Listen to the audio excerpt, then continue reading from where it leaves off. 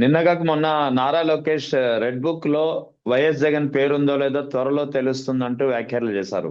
దీన్ని ఎలా అర్థం చేసుకోవాలి? అంటే వార్నింగ్ ఇస్తున్నారా ఏంటి ఆయన? సార్ సార్ అప్పుడు కొడాలి నాని గారు ఏం చెప్పారో గుర్తుంది కదా సార్? లై- బాలకృష్ణ గారు డైలాగ్ ఒకటి చెప్పారు. ఆ, అదేదో నువ్వు నాకు ఎదురొచ్చినా నీకే సమస్య, నేను నీకు ఎదురొచ్చినా నేను నీకే ఏది సమస్య. వచ్చినా నీకే సమస్య. అది అది ఎవరు ఎటొచ్చినా ఒకవేళ ఆయన పేరున్నా నీకే సమస్య, పేరు లేకపోయినా నీకే సమస్య. అటున్నా అవును. ఇటున్నా అదే బైరెడ్డి సిద్ధార్థ రెడ్డి గారు చెప్తారు చూడండి.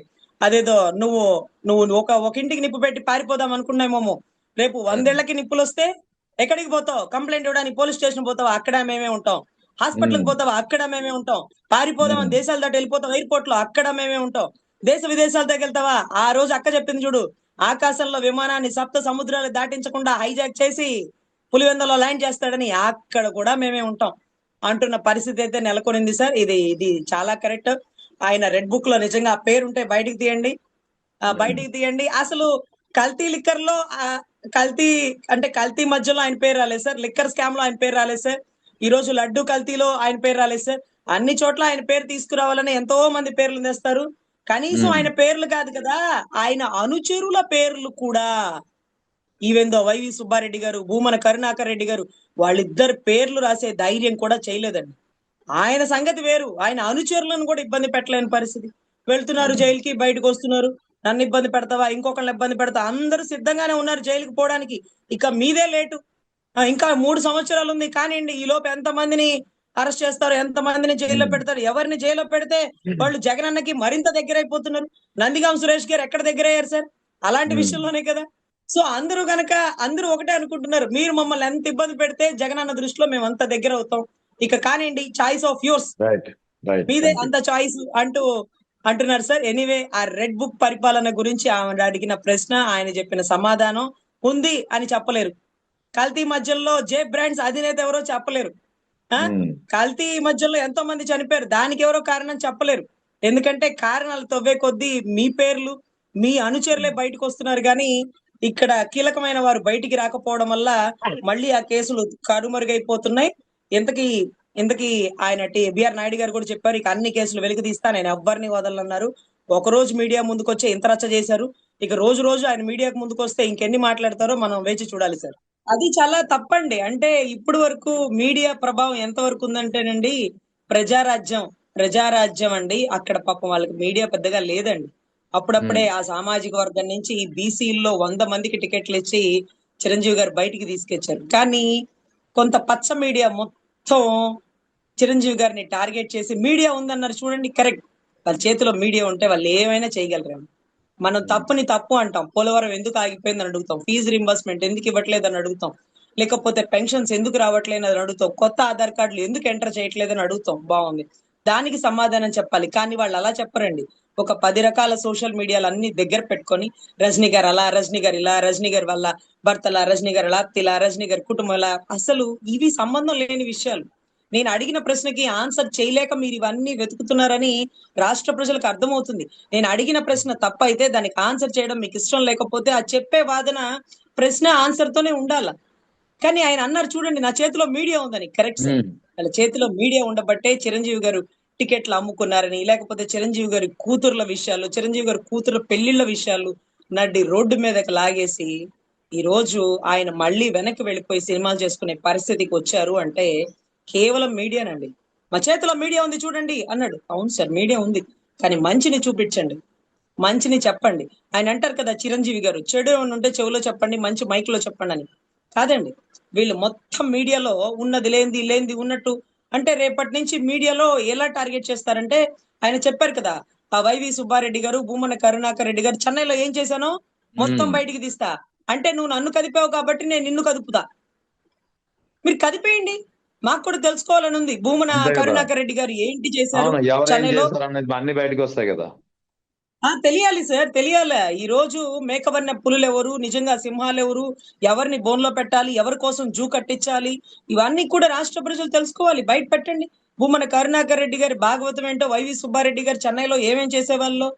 ఆ సో ఇవన్నీ కూడా అంటే బెదిరింపులు ఇలా చేయకూడదు. అందుకనే బహుశా సార్, ఈ లడ్డూ కల్తీ విషయంలో చంద్రబాబు గారు మాట్లాడుతున్నారు, పయ్యావుల కేశవ్ గారు మాట్లాడుతున్నారు, పాప ఆయన ఎవరు అచ్చెన్నాయుడు గారు గర్జిచ్చేస్తున్నారు. హోమ్ మినిస్టర్ గారు మాట్లాడుతున్నారు, ఇంతమంది మాట్లాడినా కానీ దీని గురించి మాట్లాడాల్సినటువంటి టీటీడీ చైర్మన్ ఎందుకు మాట్లాడట్లేదో నాకు ఇప్పుడు అర్థమైంది సార్.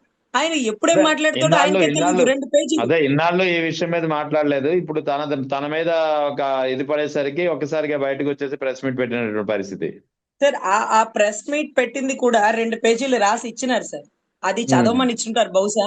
ఆయన 2 అంతేలేండి. పేజీలు అడు తిప్పుతున్నాడు, ఇడు తిప్పుతున్నాడు, మళ్ళీ ఆయనకి నచ్చిందే మాట్లాడుతున్నారు. నేను బెదిరిస్తే నేను భయపడతానా? నేను ఇక్కడే పుట్టాను. నాకు అన్ని తెలుసు, ఎవడు బతికేంటో బయటకు తీస్తా. అయినా ఆ వీడియోలో తప్పే ఉంది, నాకు ఎన్నిసార్లు ఎతికినా తప్పు కనిపించట్లేదు అంటే ఆ పేరుని నాని గారు చెప్తారు.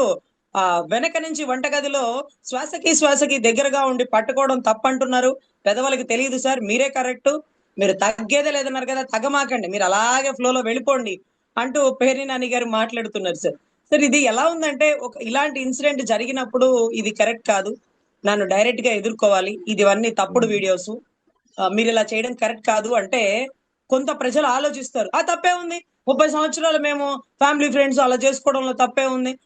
లేకపోతే నేను వీడియో ఎన్నిసార్లు ఎతికినా నాకు తప్పని కనిపించలేదు. మార్ఫింగ్ చేయడం కూడా చేతగాని లేదు వాళ్ళకి, గాడిదలకి. అంటే ఏం చేయాలి మార్ఫింగ్ చేసి? అంటే ఎలా మార్ఫింగ్ చేయాలని మీరు అనుకుంటున్నారు? మీరు అనుకున్న రకంగా వాళ్ళు చేయలేదా? దీని గురించా మీరు ప్రస్తావించాల్సింది?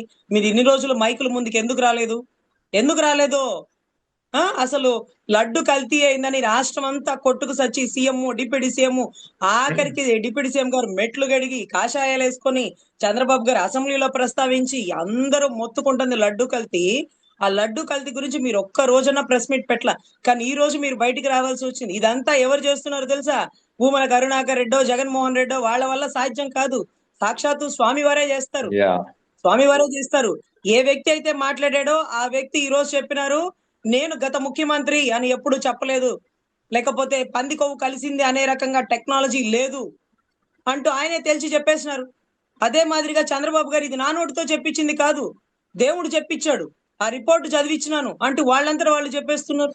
సో ఇక్కడ హెరిటేజ్ షేర్లు పడిపోవడం, మాట్లాడిన వారు కూడా మాట్లాడను అని చెప్పడం, పైనుంచి చివాట్లు పడడం. ఆ పైనుంచి అంటే సెంట్రల్ కాదేమోనండి, స్వామివారి దగ్గర నుంచేమోనండి. So um, whatever it may be, అందరూ బయటకు వచ్చినారండి. ఈ రోజు ఒక్కడే రాలేదు. ఆయన ఎప్పుడు వస్తారు? నిన్న మొన్న వీడియోలో కూడా మనం చెప్పినాం కదండి, పాలక మండలి చైర్మన్ లేకపోతే పాలక మండలి డైరెక్టర్లు ఎగ్జాక్ట్లీ. మాట్లాడాల్సిన విషయాన్ని అసెంబ్లీలో వీరెందుకు ప్రస్తావిస్తున్నారు? ఆ చైర్మన్ గారు ఎప్పుడు వచ్చి మాట్లాడతారని అనుకున్నామా లేదా?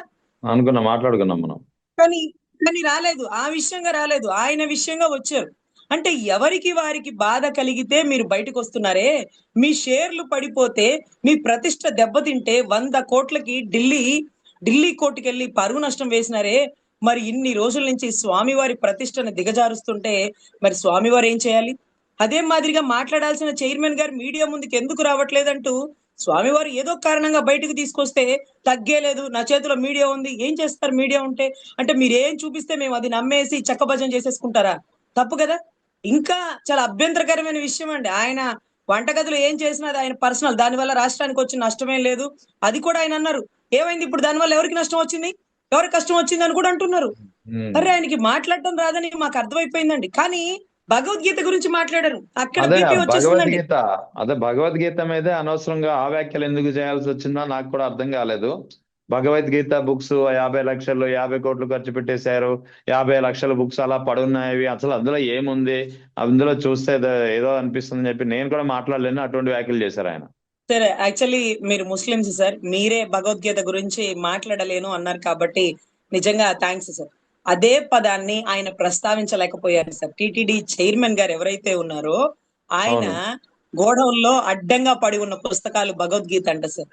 భగవద్గీత ఎంత ప్రామాణికంగా ఉంటుందంటే, దేవుడి మీద ప్రమాణం చేసి నిజమే చెప్తున్నాను, ఉమ్. అబద్ధం చెప్పను అని దేవుడు ఎక్కడున్నాడు? భగవద్గీత పుస్తకాన్ని పట్టుకొని క్లర్క్ నుంచుంటారు సార్. దాని మీద అన్య మతస్థుడు ఏ మతం వాళ్ళైనా మీద చెయ్యేసి దేవుడి మీద అంటే దేవుడు అక్కడున్నాడు, భగవద్గీతలో ఉన్నాడు సార్ దేవుడు. అటువంటి భగవద్గీత పుస్తకాలంట సార్ గోడౌన్ లో అడ్డంగా పడి ఉన్నాయంట సార్.